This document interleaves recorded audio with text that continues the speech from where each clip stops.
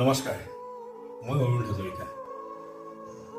বেংগলোৰবাসী সমূহ অসমীয়া ৰাইজক মোৰ ফালৰ পৰা শ্ৰী শ্ৰীকৃষ্ণ ৰাসলীলা মহোৎসৱৰ কাৰণে আন্তৰিক অভিনন্দন জ্ঞাপন কৰিছোঁ। এটা ভাল খবৰ আৰু সুখৰ খবৰ বিশেষকৈ মোৰ কাৰণে।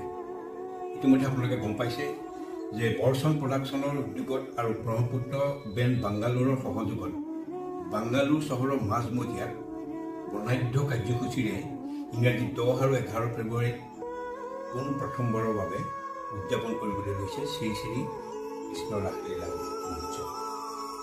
আৰু তাত এই দুয়োটা দিনত মই এটি চৰিত্ৰত অভিনয় কৰিম। মই আশা ৰাখিছোঁ যে সমূহ বেংগলোৰবাসী অসমীয়া ৰাইজে এই মহোৎসৱটি সহায় সহযোগিতা আগবঢ়ায়। ধন্যবাদ।